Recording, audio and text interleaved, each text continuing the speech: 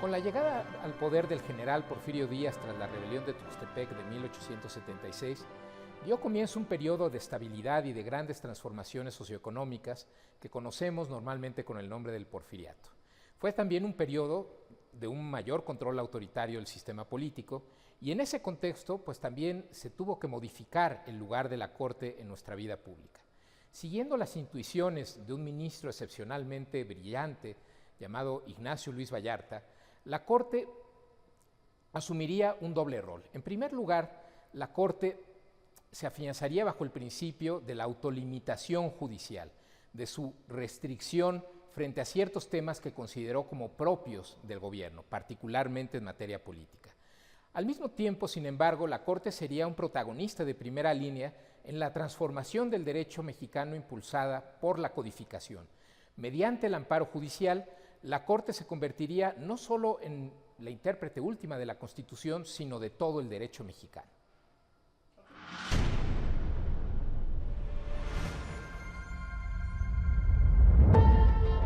Durante la década conocida como la República Restaurada, los gobiernos liberales se esforzaron por sentar las bases de un Estado que resolviera de fondo los graves problemas nacionales.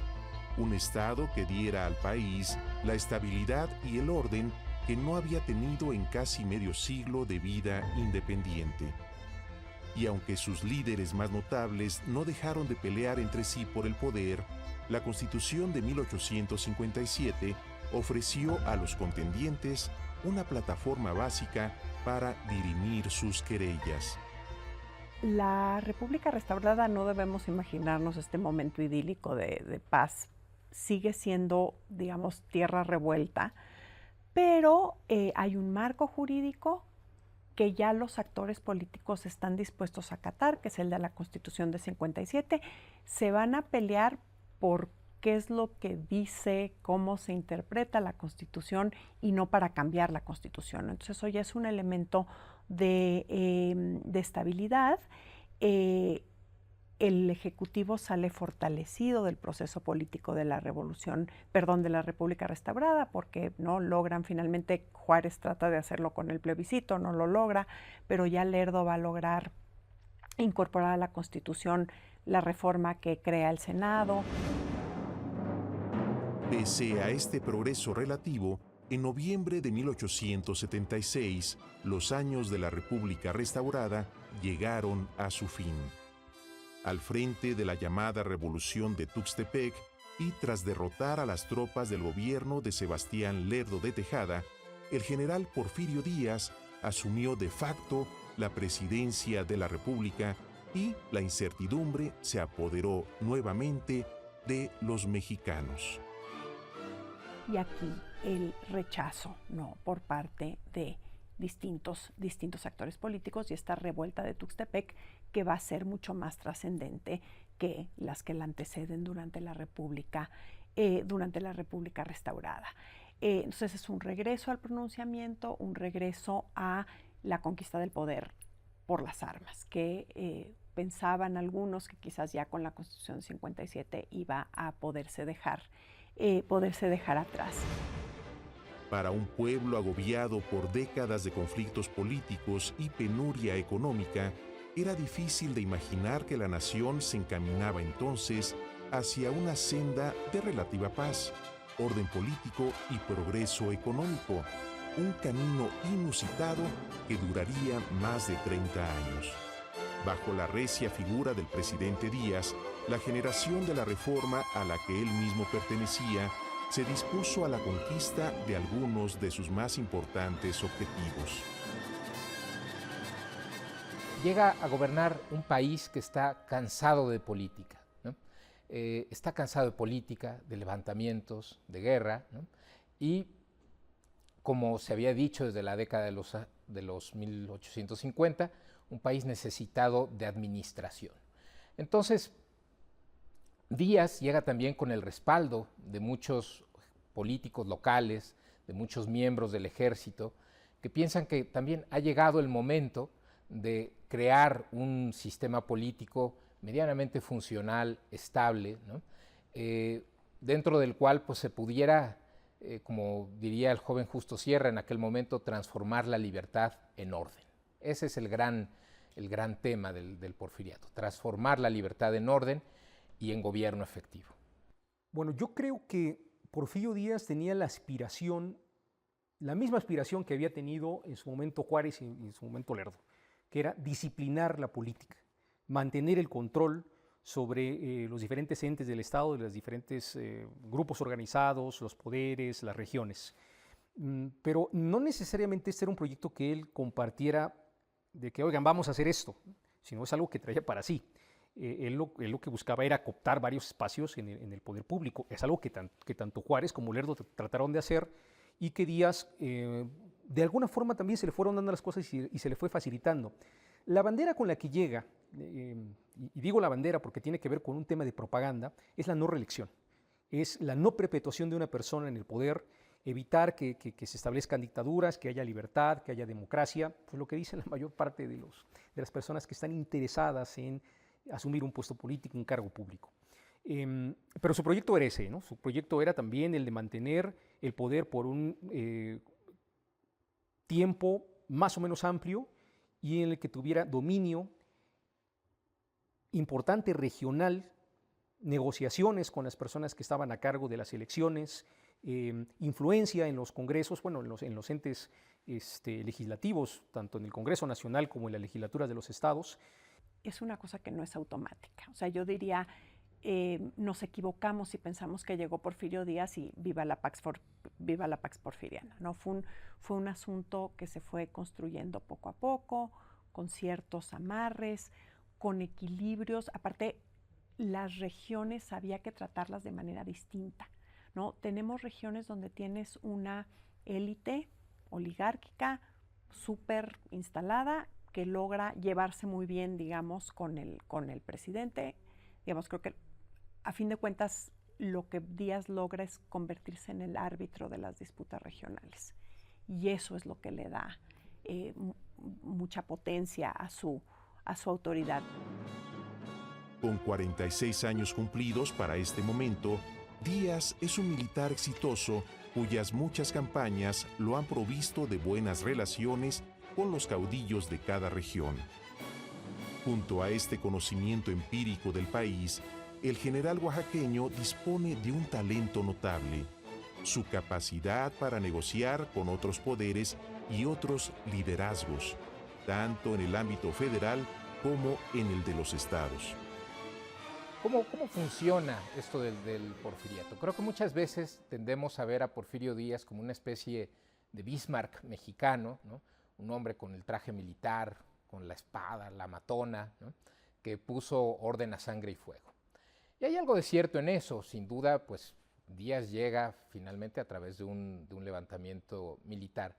Pero Díaz es ante todo un gran político, ¿no? Es un político que está pensando cómo podemos construir un gobierno en el marco de la Constitución de 1857, no al margen de ella. Y entonces Díaz lo que hace es una estrategia de alta política, de cooptación y de alianzas con un universo muy amplio de actores políticos y sociales y militares del país.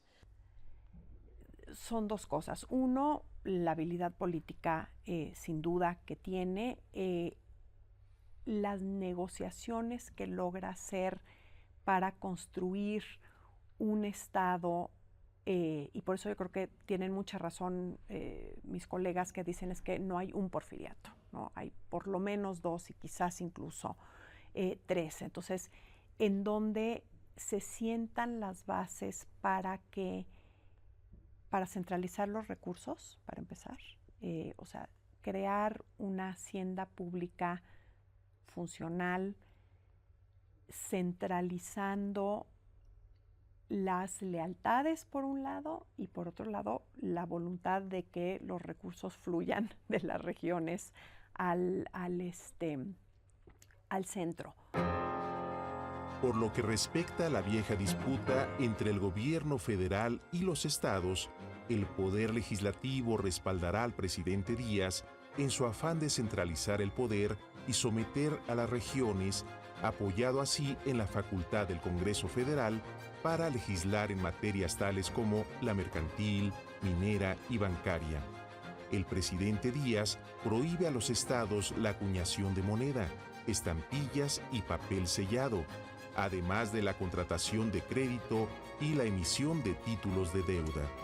El poder federal por fin logra, este es un ejemplo, pero creo que es un ejemplo muy ilustrativo, que los estados dejen de cobrar alcabalas, ¿no? Que es este impuesto que pagan las mercancías cuando cambian de suelo fiscal, que es el principal recurso de la mayoría de los estados. Y entonces ya es algo que es antieconómico, resquebraja el mercado nacional. Desde la Constitución de 57 se suponía que se iban a prohibir. Y no se puede, y no se puede, y no se puede. Y este gobierno, si no me equivoco, en 1892, desaparecen las alcabalas y se crea esta ley del timbre, ¿no? Entonces, en ese sentido, podríamos decir que las legislaturas estatales que siguen, digamos, funcionando, quién ocupa las gubernaturas sigue siendo un tema realmente importante para cómo se va a cocinar la política nacional, pero es cierto que el gobierno federal tiene ya los instrumentos para presionar y para disciplinarlas, meterlas en cintura. En cuanto al control social de un territorio tan extenso, Díaz consolidó el poder de los llamados jefes políticos, quienes tenían la función de mantener la tranquilidad y el orden público en pueblos y comunidades. Son estos hombres que median entre el gobernador, el gobierno estatal y los pueblos, el ciudadano de a pie, pero yo diría sobre todo los pueblos, ¿no? Entonces hay un juego, no es nada más represión, no es nada más fuerza, sino la creación de conveniencias, intereses para que no se tenga que recurrir nuevamente a la insurrección y a la rebelión. Junto al activo respaldo del Congreso al proyecto de gobierno del presidente Díaz, la Suprema Corte de Justicia no se quedaría atrás. Bajo la Constitución vigente de 1857, los ministros porfirianos encontrarían la forma de conciliar la letra y el espíritu de esa ley fundamental con el afán impostergable del Estado para pacificar, ordenar y modernizar al país. Ahí el papel de la Suprema Corte pues va a desempeñar un papel, yo diría, distinto a esta política informal, ¿no? O sea, si hablamos de la creación de un sistema político mexicano donde tienes un aparato formal en el centro del cual está la Constitución de 57 y luego tienes estas reglas no escritas de equilibrios, de el acceso al poder pasa por el presidente, de un crecimiento económico que permite utilizar los privilegios, el acceso, etcétera, para también hacer política, ¿no? Cosa que era totalmente imposible durante la primera mitad del 19, porque ¿no? Ese tipo de juego informal, la Suprema Corte desempeña un papel dentro de esta parte, de este marco institucional, pero creo que refuerza por sus decisiones lo que está pasando dentro de ese espacio de normas no escritas. Y de ahí la necesidad que hubo en tiempos del gobierno de don Porfirio Díaz de gobernar bajo la Constitución, pero dándole hasta cierto punto la vuelta, en una actitud pragmática, pues hasta cierto punto ambivalente, de culto a la legalidad por un lado, pero por otro lado aplicación selectiva de la ley, lo cierto es que la generación liberal de la Reforma fue una generación que aportó indudablemente un gran valor a la construcción del derecho contemporáneo. La adaptación de la Corte al nuevo gobierno debió mucho al talento del jurista Ignacio Luis Vallarta, quien fungió como presidente de la misma entre 1878 y 1882. Un periodo breve, sin duda, pero también crucial para la cimentación del ambicioso proyecto porfiriano.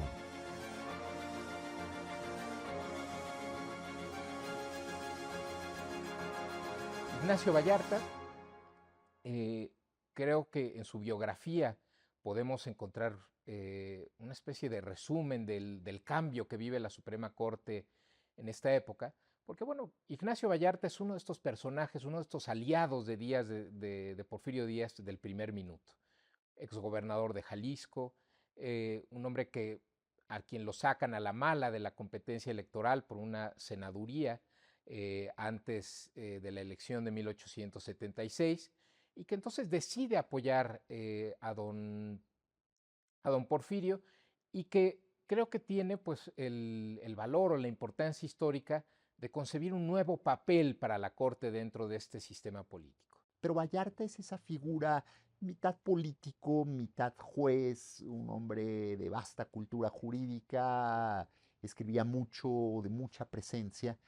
Vallarta es esa ancla, por eso es tan importante en ese sentido Vallarta, digamos, para esta transición de la Suprema Corte y su consolidación.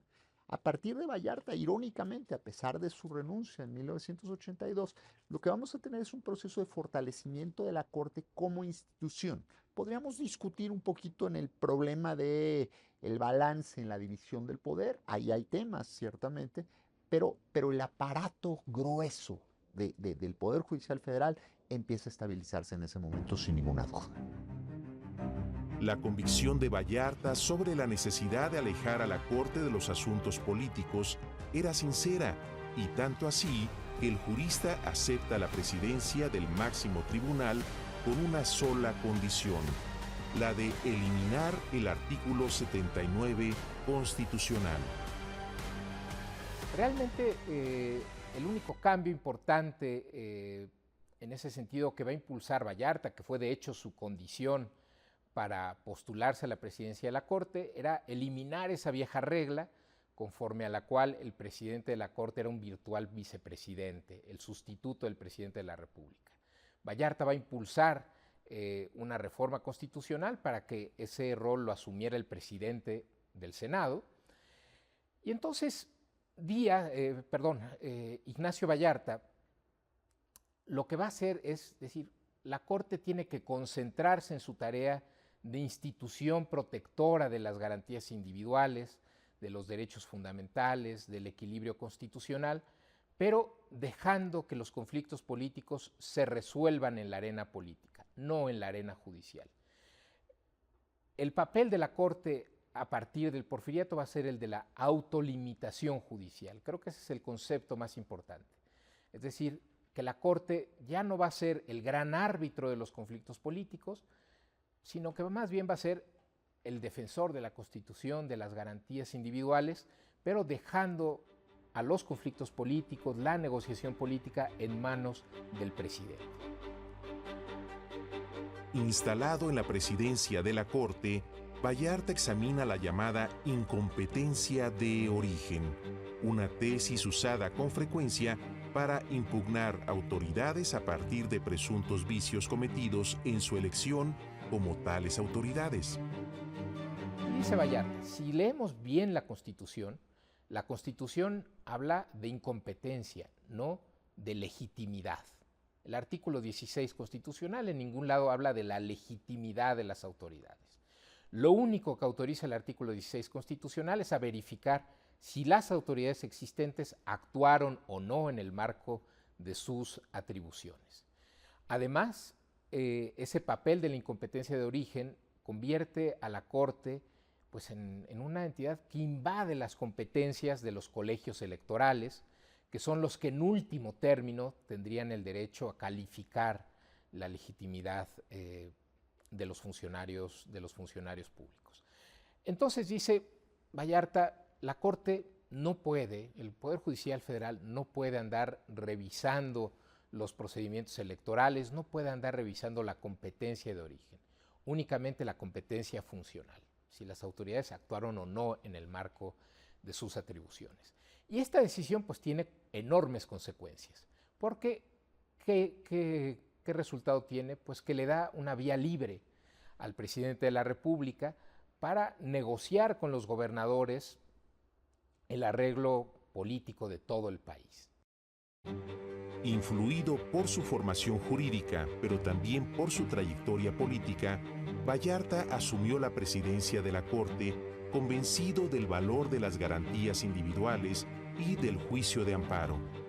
Y si bien como gobernador de Jalisco había sufrido la intervención del centro en la política estatal, Vallarta aborrecía la utilización del amparo como remedio político a estos abusos. Él considera que el juicio de amparo ha sido utilizado muchas veces para resolver problemas políticos, mas no jurisdiccionales.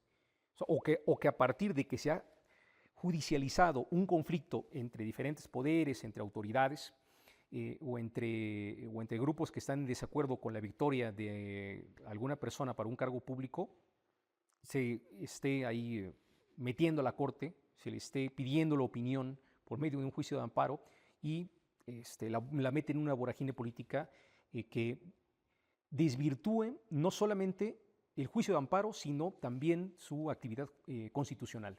Porque para él, para lo que debe realmente servir el juicio de amparo es para la defensa de los derechos individuales. Lo que tiene que ver con el campo político debe de resolverse en otro campo, sea el político, sea la negociación, sea el entendimiento entre las partes, pero no por la ruta jurisdiccional. Vallarta sí tiene una visión de una corte despolitizada y que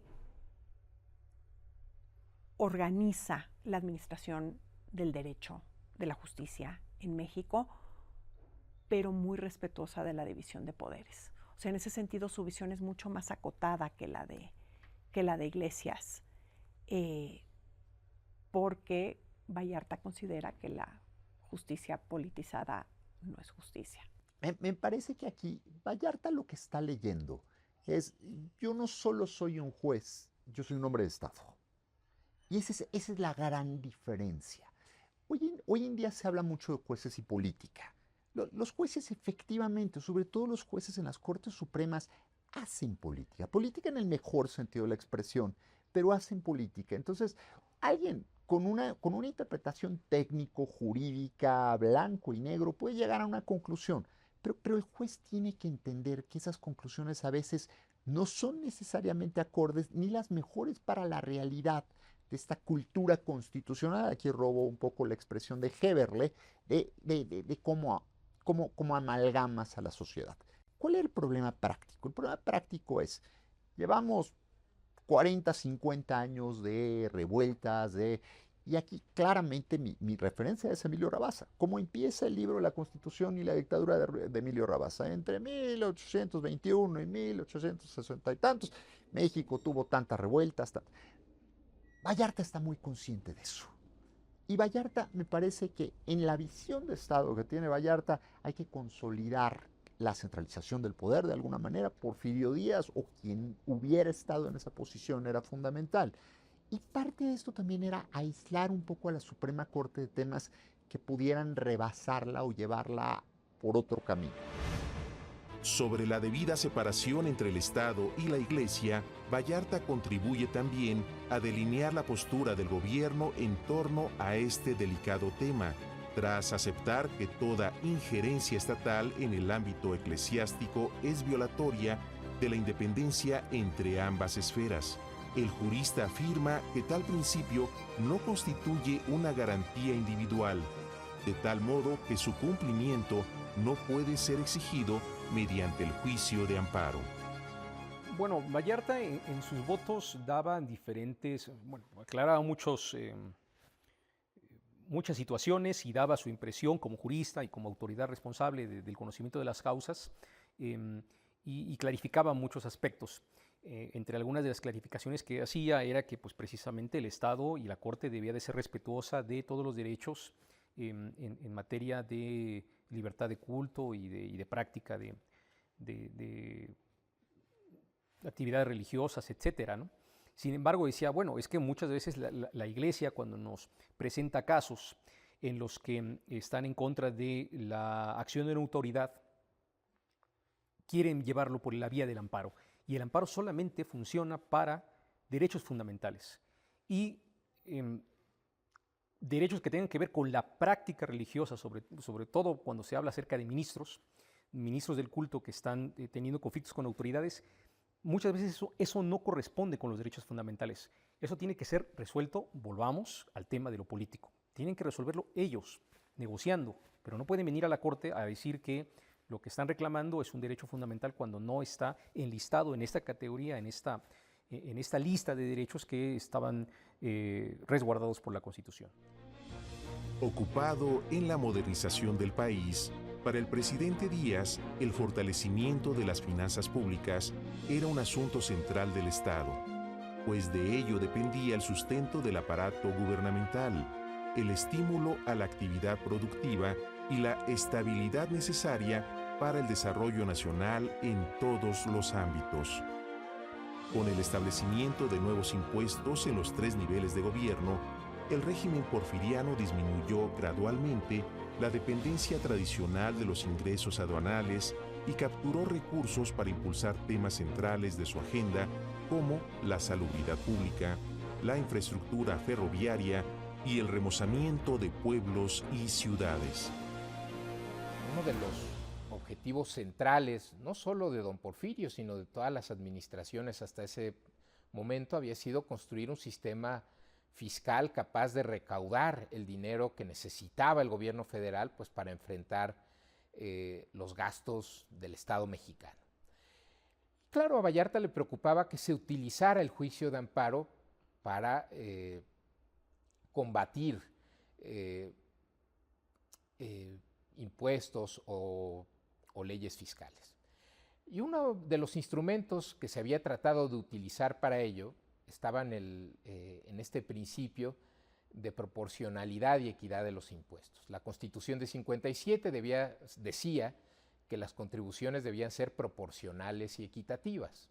Es decir, oye, pues no era justo que los capitales pequeños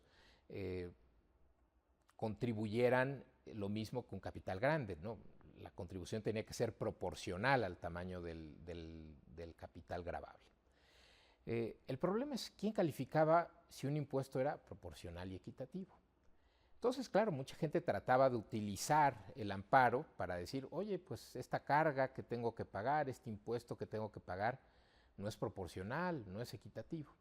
Y Vallarta decía, es peligroso que abramos esa puerta porque entonces el sistema fiscal pues se va a quedar entrampado en impugnaciones judiciales. Y entonces Vallarta dice, oigan, está muy bien lo del principio de proporcionalidad y equidad de los impuestos, pero de entrada no forma parte del capítulo de garantías individuales, no es impugnable mediante el amparo, pero sobre todo, dice Vallarta, a quien le corresponde calificar la proporcionalidad y equidad de los impuestos es a los representantes populares. La Constitución lo que hace es confiarle al Poder Legislativo pues los impuestos.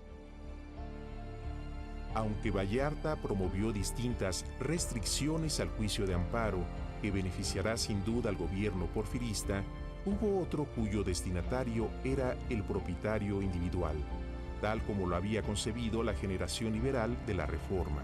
Para esta, la conversión de bienes corporativos y propiedades individuales era una condición necesaria para aumentar y diversificar la riqueza del México moderno.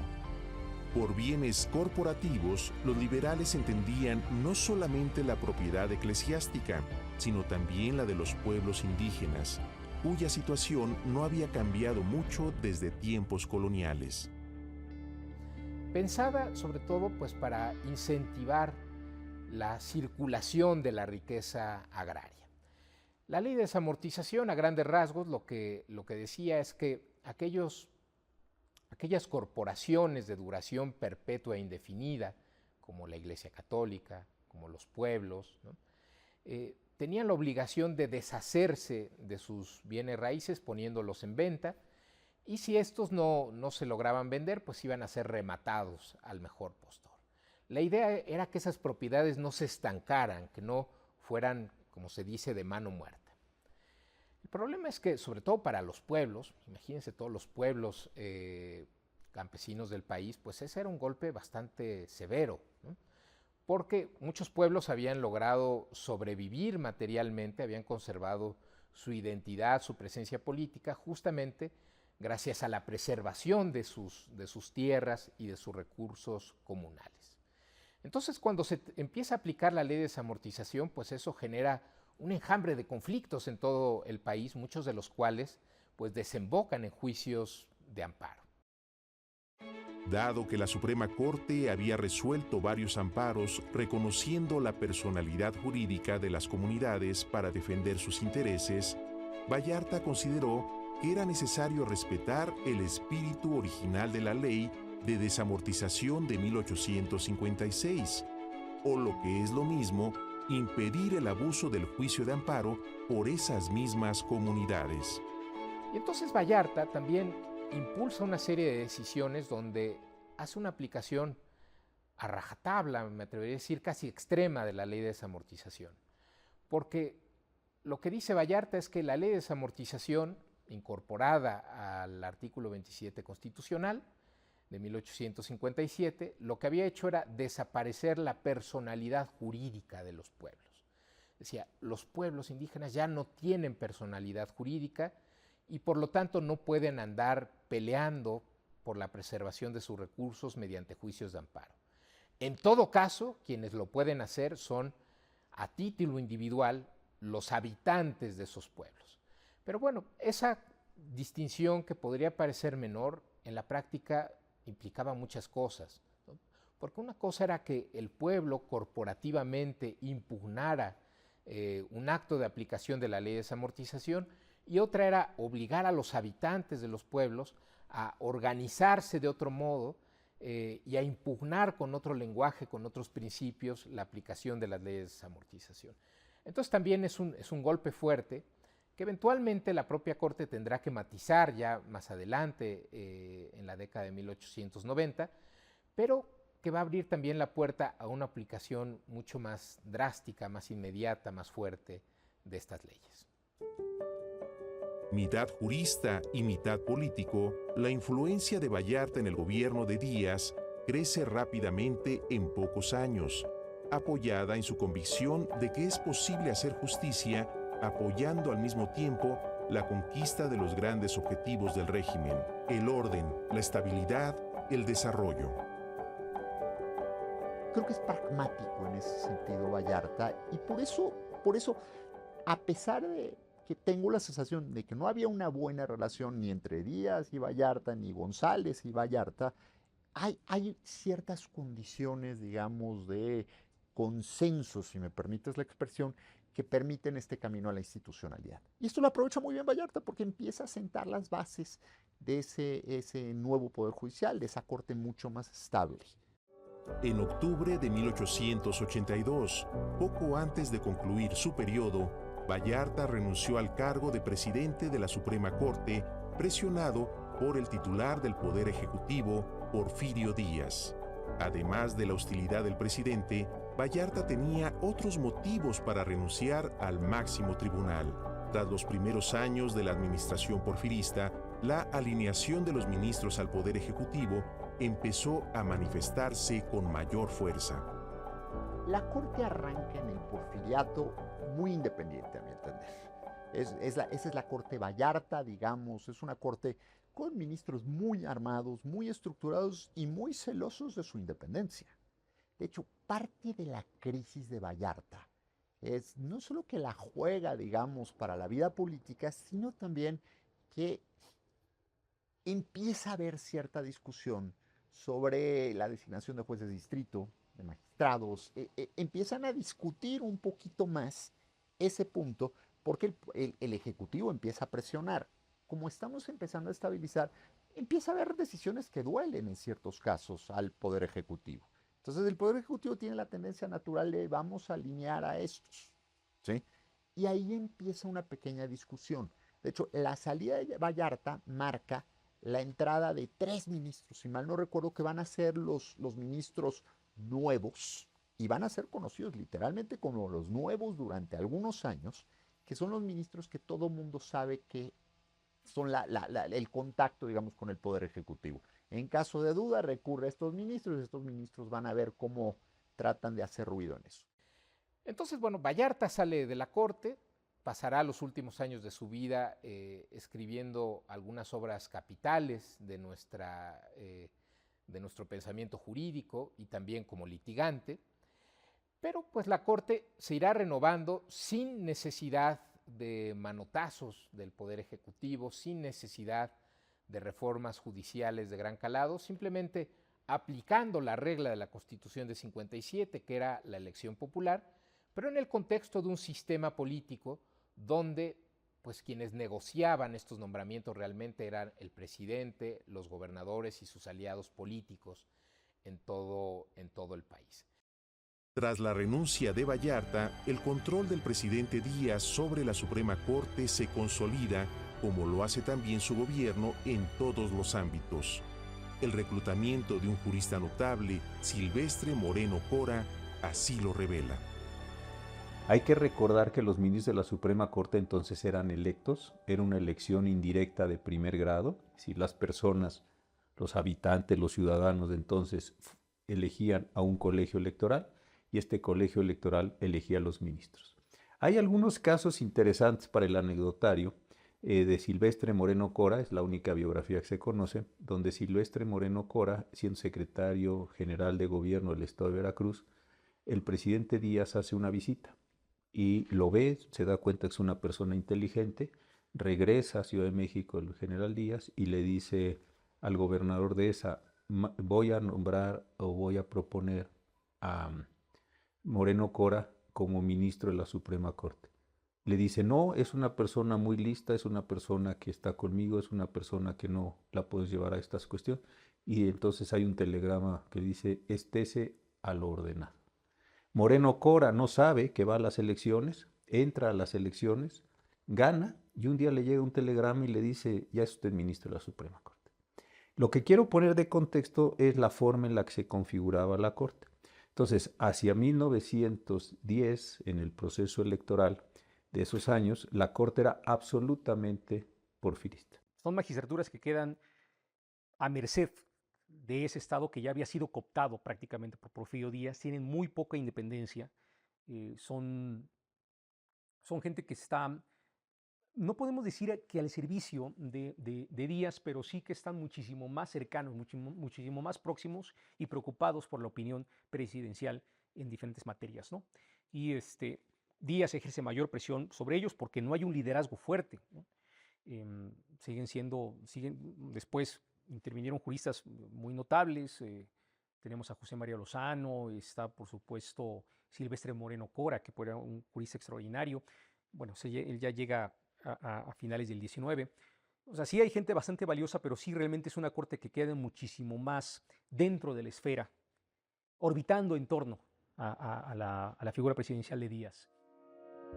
Aunque la política porfiriana debilitó al Poder Judicial frente al Ejecutivo, este conservó facultades para incidir en la vida económica, social e incluso política del país. Con una excepción, los asuntos cruciales para el presidente Díaz debían resolverse de otra forma. Hay una cita que tiene que ver con el porfiriato de Bulnes. Y Bulnes dijo con la inteligencia y el sarcasmo que tenía, le dijeron, oiga, señor Bulnes, no sé cómo se dio el contexto de esta afirmación, pero vamos a pensar que fue así. Oiga, señor Bulnes, el general Díaz interviene en los asuntos de la Suprema Corte, le dijo algo así, pues usted no entiende nada. A ver, los pobres no pueden litigar, ni saben dónde están, son gente muy ignorante, en el lenguaje Bulnes, no en el mío.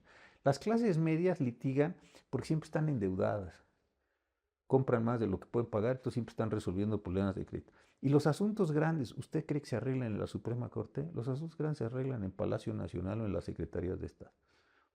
Dijo, ¿por qué el general Díaz habría de estar interviniendo en estos asuntos? A ver, temas cargados nadie se iba a meter. Libertad de imprenta, por ejemplo, ¿no? Los Flores Magón, Cabrera, todo el mundo está gritando aquí no hay libertad de prensa y persecución a periodistas. Eso es un hecho. Y ahí sí, claramente la Corte no le alcanza para negociar. Son decisiones mucho más tibias en ese sentido, en general, del Poder Judicial Federal, ¿no? Entonces, hay temas donde no le van a entrar temas de aplicación, como bien se dice, selectiva, digamos, de la Constitución de 1857, las leyes de reforma. Otra de las reivindicaciones claras del Partido Liberal Mexicano, de hecho, el movimiento del Partido Liberal Mexicano empieza precisamente a propósito de unas declaraciones de un obispo, me parece que en San Luis Potosí, empieza esto y de, oigan, la última vez que vimos teníamos leyes de reforma, estaban incorporadas al texto constitucional. ¿Qué pasó con eso? ¿Dónde está? ¿No? Entonces, efectivamente, hay estos espacios de aplicación selectiva que permiten, y en otros casos hay problemas de interpretación, ¿no? El amparo contra negocios judiciales es claramente un problema de interpretación que tiene mucho que ver con el tema del federalismo y tiene mucho que ver con el tema del control de los jueces. El amparo contra resoluciones judiciales es uno de los grandes temas del porfiriato, donde la Corte cumple un papel central, aunque desde 1869 el máximo tribunal había abierto la puerta a esta clase de juicios, su número creció sustancialmente durante estos años. El amparo judicial había sido una especie de tabú durante los primeros años de vigencia de la Constitución de 57. Acordémonos del famoso amparo Vega, ¿no? Donde pues, lo que había estado en juego era la posibilidad de que la Corte revisara una decisión, en este caso administrativa, de un tribunal superior, en este caso el Tribunal Superior de Sinaloa. Y la Corte había admitido esa posibilidad, pero no sin enfrentar una gran resistencia, no solo de los gobiernos estatales, sino también del propio Congreso Federal. Entonces, la Corte fue abriendo poco a poco la puerta hacia una mayor ampliación, una aplicación más amplia del amparo judicial. Esto se da en primer lugar en tiempos de Vallarta, ¿no? Vallarta toma una solución intermedia, ¿no? Porque Vallarta dice, ¿cómo podemos ampliar la aplicación del amparo en materia judicial? Bueno, tenemos que fijarnos en las garantías individuales. Y entonces Vallarta dice, quien nos da la guía para esto es el artículo 14 constitucional. El artículo 14 constitucional que decía que nadie podía ser sentenciado ni juzgado, sino en virtud de una ley dada con anterioridad al hecho y que fuera exactamente aplicable al hecho en cuestión. El debido proceso es tu derecho a un juicio justo. Y un juicio justo es, si tú quieres, una apreciación muy subjetiva, pero hay ciertos elementos para objetivizarla. ¿Cómo la podemos objetivizar? Pensemos en una pelea de box. Los dos peleadores tienen el mismo peso. Los dos peleadores llevan los mismos guantes. Los dos peleadores más o menos están en la misma categoría, por decirlo. Pero si uno de ellos se sube con un brazo amarrado, es evidente a todas luces que la pelea no va a ser justa, ¿no? En los juicios, lo que tratas de analizar es cuáles son las condiciones fácticas en las que se produce el juicio, de tal manera que podamos irnos, digamos, a la casa tranquilos de que aquí hubo un juicio. Ganó alguien y perdió alguien, pero los dos tuvieron una razonable oportunidad de defenderse. Cuando ves violaciones groseras a los derechos a la defensa, dirías tú que tienes unas violaciones al debido proceso. Es decir, que no hubo equidad.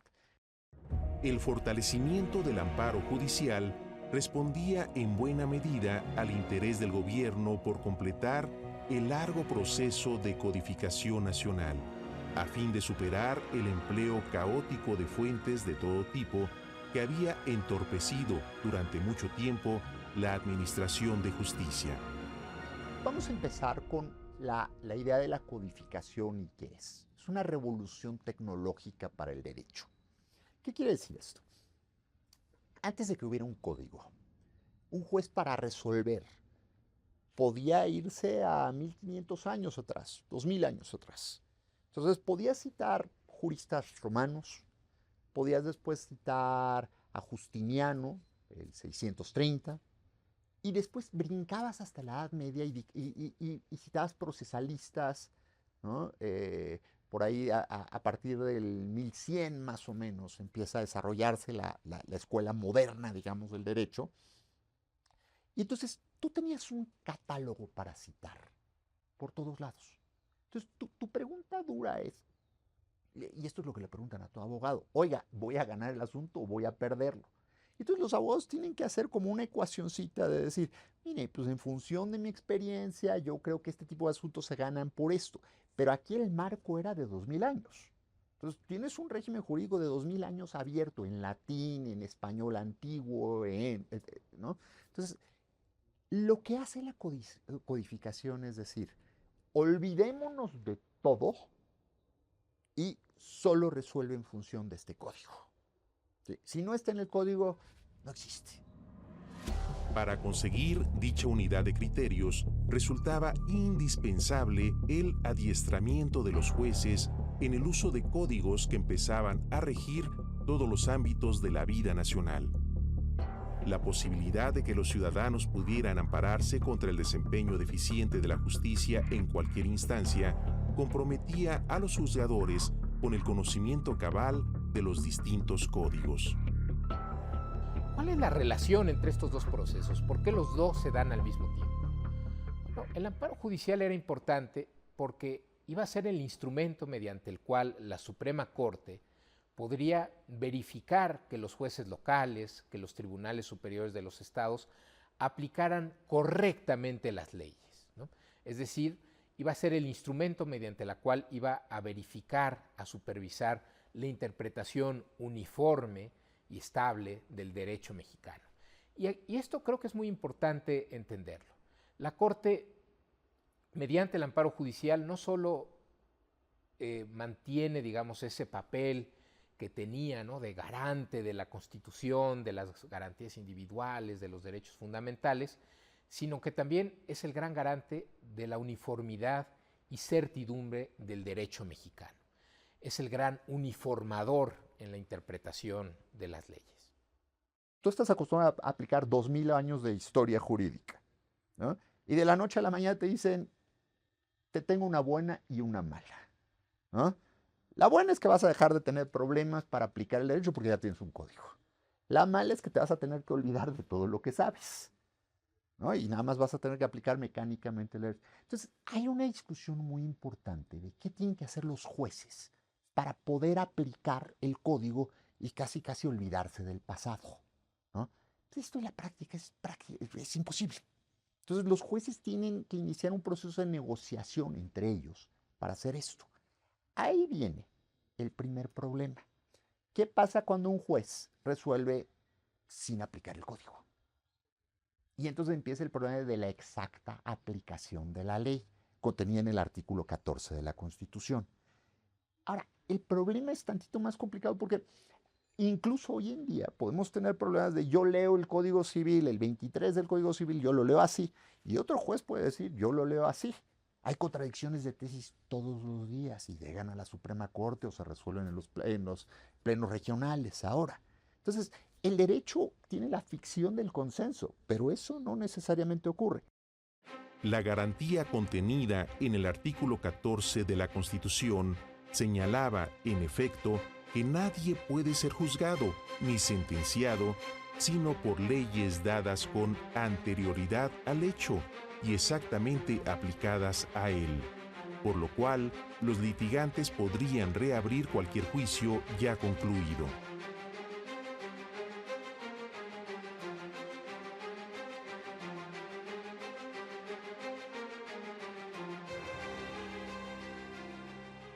Efectivamente, la modernización, digamos, el proyecto modernizador del porfiriato depende mucho de la construcción de un marco jurídico sólido, pero también de instituciones judiciales sólidas que puedan aplicar este marco jurídico. Por eso jugaba hace unos minutos con esta idea de que los jueces sí necesitan cierta imparcialidad, tal vez en ciertos casos van a tener ese sesgo hacia el régimen, pero necesitan cierta imparcialidad para darle paz a las personas y que puedan salir al mercado a intercambiar y a tener la confianza de que van a resolver conflictos. Entonces, efectivamente, minería, bancos, vamos a empezar a ver ya una regulación mucho más estable del Estado mexicano y esa construcción de reglas. No es de la noche a la mañana, pero son también los 30 años, digamos, de este porfiriato, de este periodo, van a dejar elementos muy, muy fuertes marcados que ni siquiera la revolución va a lograr, digamos, acabar con ellos. Queda, digamos, un camino. El Código de Comercio es el mejor ejemplo. Hacia el año de 1910, el régimen porfiriano había dado al país la estabilidad política y el desarrollo económico que no había tenido desde su independencia. Pese a aquellos avances, algunos viejos agravios como la desigualdad social y otros nuevos, como la exclusión política de la clase media, crearon un clima de enorme insatisfacción en el país. A la cabeza de uno de los tres poderes de la Unión, la Suprema Corte de Justicia no escapó a aquellos reclamos. Todos somos iguales frente a la ley. Es el principio de igualdad formal. Lo que pierde de vista, sin embargo, esta generación, la generación de la Reforma, quiero decir, es que aunque todos somos formalmente iguales ante la ley, todos somos materialmente desiguales entre nosotros y consecuentemente esa igualdad formal puede volverse contra sí misma cuando pretende hacer de lado las desigualdades materiales. Bueno, ahí yo creo que a la Suprema Corte le pasa lo que le pasa al resto del aparato político porfiriano, que es esta especie de anquilosamiento. Incluso hay una serie de testimonios, ¿no? Justo Sierra, ministro de la Corte, y creo que Justo Sierra escribía pues, sus cosas mientras tendría que haber quizás estado fijándose en otra cosa. Que se presentaban los asuntos y los ministros leían el periódico. O sea, esta especie de desgaste, de envejecimiento, Es cierto que no vemos a lo largo del porfiriato personajes tan llamativos como podía ser Ignacio Ramírez, ¿no? o Altamirano, pero hay muy buenos juristas. Está Lozano, que es el que con Manuel Dublan, José María Lozano, hace esta compilación los historiadores le agradecemos infinito, ¿no? De todas las leyes de la historia de la República. Silvestre Moreno Cora, pero parece que en general sí hay una especie de degradación incluso de lo que consideran su propia labor hacia finales del porfiriato, y esta sensación de que la justicia no está haciendo lo que tiene que hacer, la justicia se vende, la justicia protege. Madero dice, es una cosa que es bastante bonita, la justicia no protege al débil, no hace lo que tendría que hacer, que es proteger al débil, sino que nada más le da más instrumentos para actuar al poderoso. Para el empresario coahuilense Francisco I. Madero, principal opositor del régimen, la hora del cambio ha llegado. Un cambio que incluye también la manera en que se hace justicia. El jefe de la nación, en vez de ser siervo y acatar los decretos del pueblo, se ha declarado superior a él y desconocido su soberanía. En cuanto a la administración de justicia, está tan bien corrompida que en vez de servir para proteger al débil contra el fuerte, sirve más bien para dar forma legal a los despojos verificados por éste.